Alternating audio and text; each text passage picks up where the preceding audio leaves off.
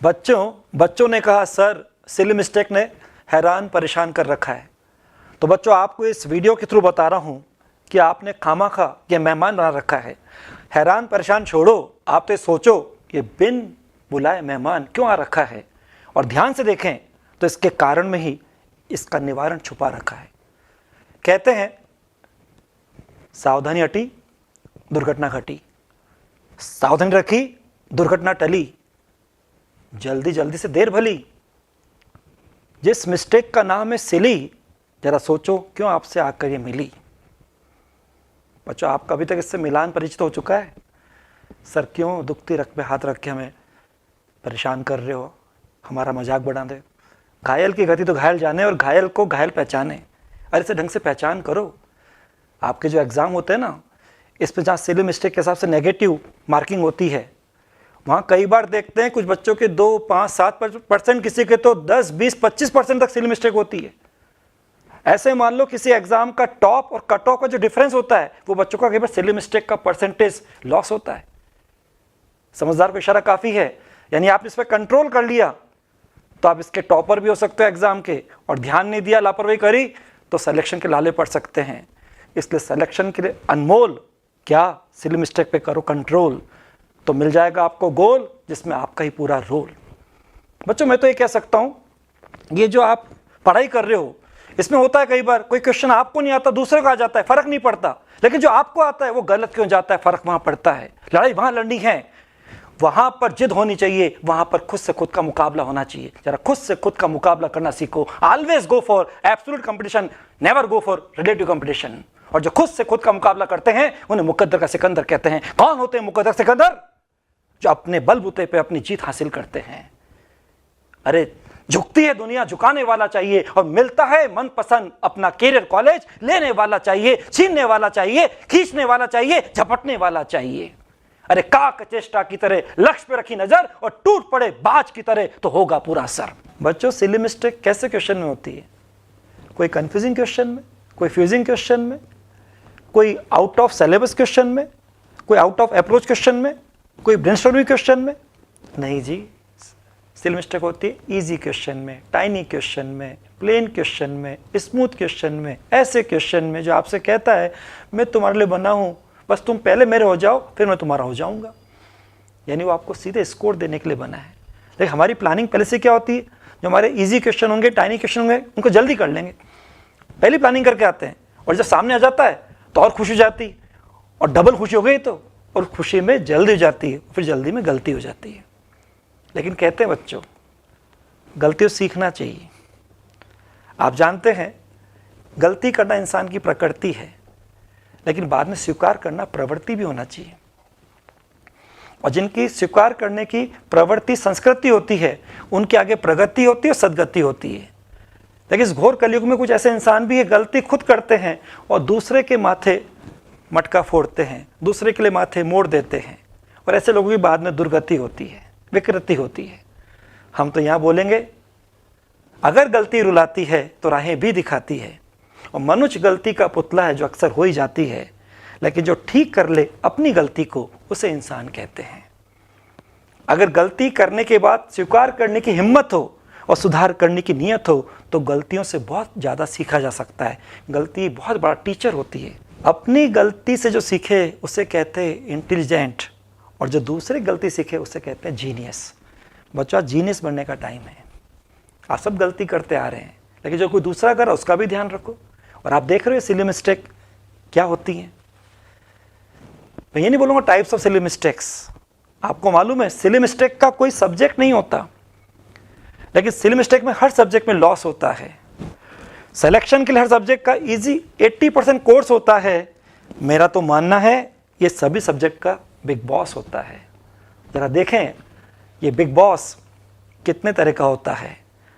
इसमें यहाँ पर जितनी तरह की आपने मिस्टेक कर ली है, आपको क्या करना चाहिए, अपना कोई पुराना पेपर है, मॉक टेस्ट आपने दिया है, उसमें जो गलती करी है उसको पॉजिटिव करके एक प्लेन पेपर पे लिख लीजिए, और हर को पॉजिटिव करने के बाद ऊपर नाम दे दो सेल्फ मिरर, और इसको अपने घर में जो आपका है स्टडी रूम, उसमें जो आपकी टेबल है पढ़ने की, उसके सामने की दीवार पर लगा दो, और फिर देखो वो आपका क्या गजब का सुधार करती है।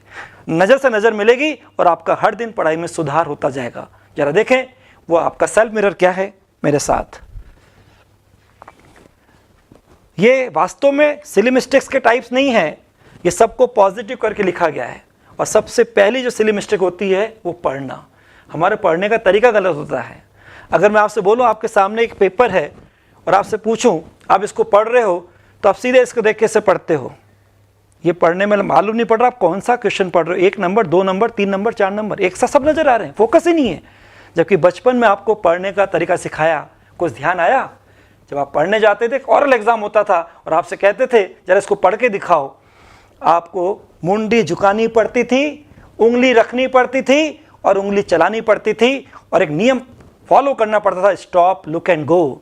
कोमा आया थोड़ा रुकिए, फुल स्टॉप ज़्यादा रुकिए। तो बचपन का तरीका बच्चों आगे तक काम आएगा।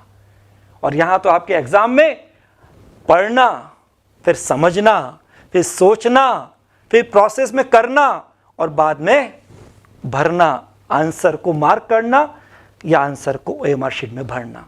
ये 5 बिल्कुल कनेक्टेड स्टेप्स हैं और ये 5 कहते हैं हम 5 सही जांच नो आज।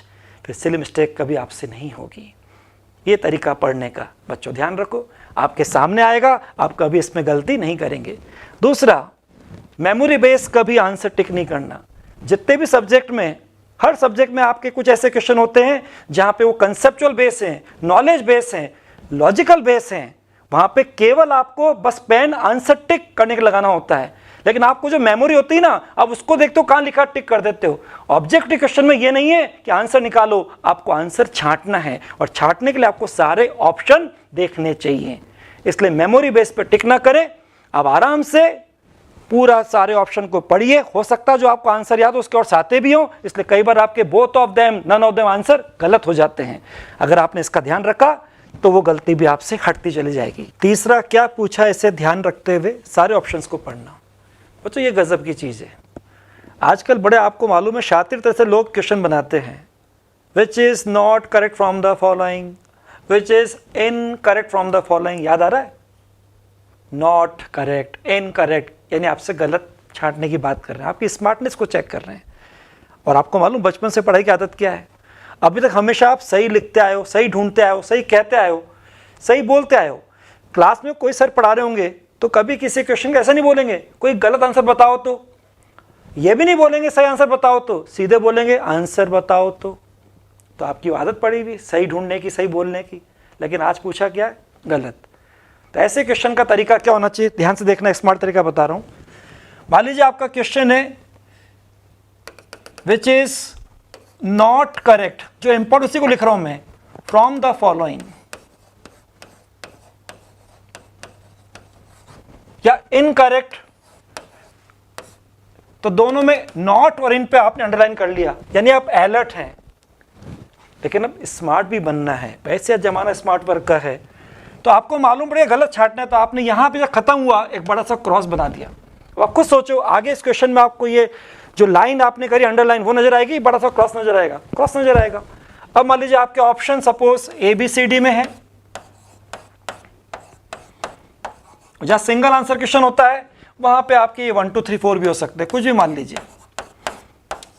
कभी ये क्वेश्चन हाई लेवल के नहीं होते, मॉडरेट लेवल के होते हैं, आराम से इसमें आप नंबर डेवलप कर सकते हो। इसलिए ध्यान से देखना, आपने पहला स्टेटमेंट पढ़ा, यहां खत्म हुआ, यह तो बिल्कुल सही है, तो आपको बड़ा सा क्रॉस नजर आया, आपने इसको यहां स्टेटमेंट को ट्रू करा, इस पर कुछ नहीं किया।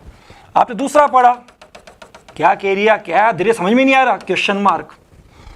तीसरा पढ़ा, बड़ा आसान, वेरी इजी, स्टेटमेंट सीधा ट्रू। चौथा सीधा कंक्लूजन है, बिल्कुल सही, ट्रू। अब देखिए इसके क्या क्या फायदे हो गए। सबसे पहला फायदा, आपने सारे ऑप्शन पढ़े, तो ये आपकी सिली मिस्टेक खत्म हुई। दूसरा, आपको लास्ट ऑप्शन तक ध्यान रहा कि मुझे आज गलत छांटना है, तो आप स्मार्ट बने रहे। और तीसरा, डायरेक्ट आपको आंसर याद नहीं था, लेकिन आपने 3 को फेल करके क्या पूछा है, आपने आंसर डेवलप कर दिया और क्वेश्चन को अपना बना लिया। ये कहलाता है ऑप्शन एलिमिनेशन थ्योरी। ये स्मार्ट तरीका जिसमें आप क्वेश्चन को अपना बना सकते हो। इस चीज़ को हम ज़्यादा ढंग से देखेंगे जब ये जे एडवांस के लिए मल्टीपल आंसर क्वेश्चन में एक ब्रह्मास्त्र का काम करेंगे। आप देख सकते हैं मैंने उसको 7 पॉइंट पे लिया और बोला है ब्रह्मास्त्र, स्पेशली ये जेईई एडवांस के लिए।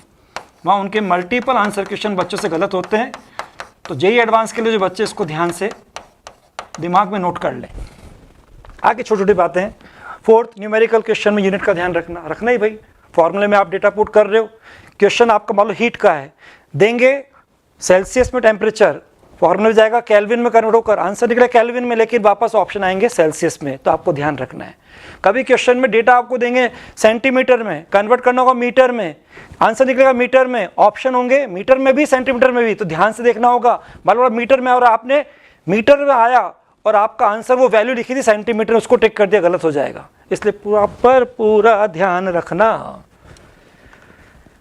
स्पेस में कैलकुलेशन जब कर रहे हो, बहुत इंपॉर्टेंट बात, इतनी जगह कैलकुलेशन कर लेते तो रफ कैलकुलेशन की जगह बढ़ जाती है, तो इसमें ध्यान रखना। स्मार्ट तरीका है, जब आपको लग रहा है कि यार ऐसी कैलकुलेशन में ओवरलैपिंग हो सकती है, मिक्सिंग हो सकती है, तो खटाक से क्या करो, जहां आपको लग रहा है कि जगह साफ दिख रही है, आपने एक बॉक्स बना लिया और इस बॉक्स के बाहर रहेगी बाकी सब भूचन जो भी आपने किया था सब, या क्लियर स्पेस है, इस स्पेस पे आराम से आप कैलकुलेशन करोगे, कोई ओवरलैपिंग नहीं होगी, कोई मिक्सिंग नहीं होगी और आपसे ऐसी ब्लंडर मिस्टेक नहीं होगी।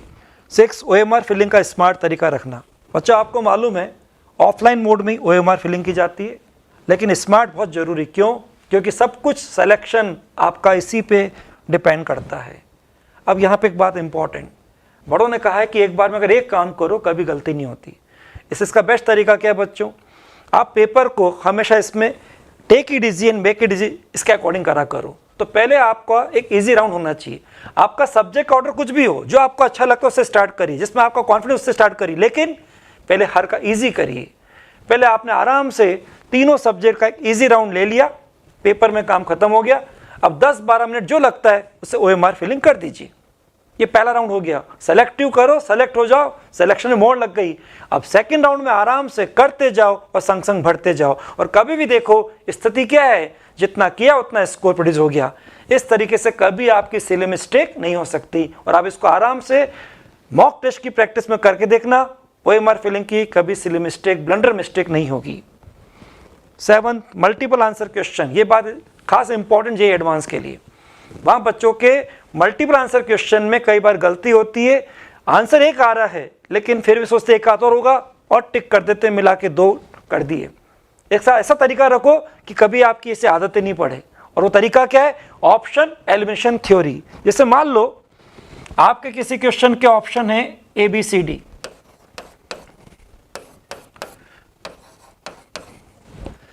आपके पास नॉलेज है, आपने पढ़ना चालू किया, ये नहीं हो सकता, इसके लिए कुछ नहीं कह पा रहे, ये नहीं हो सकता, ये नहीं हो सकता। अब अगर ये आपके लिए मल्टीपल आंसर क्वेश्चन है तो बच्चों लगता है इसमें 2 होने चाहिए, 3 होने चाहिए, जबकि मल्टीपल आंसर क्वेश्चन मतलब एक या एक से अधिक। और आजकल बड़े शातिर दिमाग के ये एक्सपर्ट हैं, ये जानबूझ के हर सब्जेक्ट में, फिजिक्स, केमिस्ट्री, मैथ्स में, बच्चों जो जेईई एडवांस के ध्यान सुनना, एक क्वेश्चन हमेशा ऐसा रखते हैं जिसमें आपका जानबूझ के एक ही आंसर आएगा। तो आपका ये ऑप्शन एलिमिनेशन थ्योरी, ये नहीं हो सकता, ये नहीं हो सकता, ये नहीं हो सकता, अगर आपने प्रूफ कर दिया तब पूरा रखो कॉन्फिडेंस और दबंग होकर टिक कर दो जो आपको एक आंसर दिख रहा है। आपका वो स्कोर पूरा पॉजिटिव होगा, वो मल्टीपल आंसर क्वेश्चन कभी नेगेटिव नहीं हो सकता। तो बच्चों सार से ये पूरा आपका सेल्फ मिरर समझ में आया होगा, जिसमें जो धूल है उसको आपको हटाना है, जो भूल आपने करी है उसमें सुधार करना है, और ये सुधार करते जाओगे तो निखार आता जाएगा।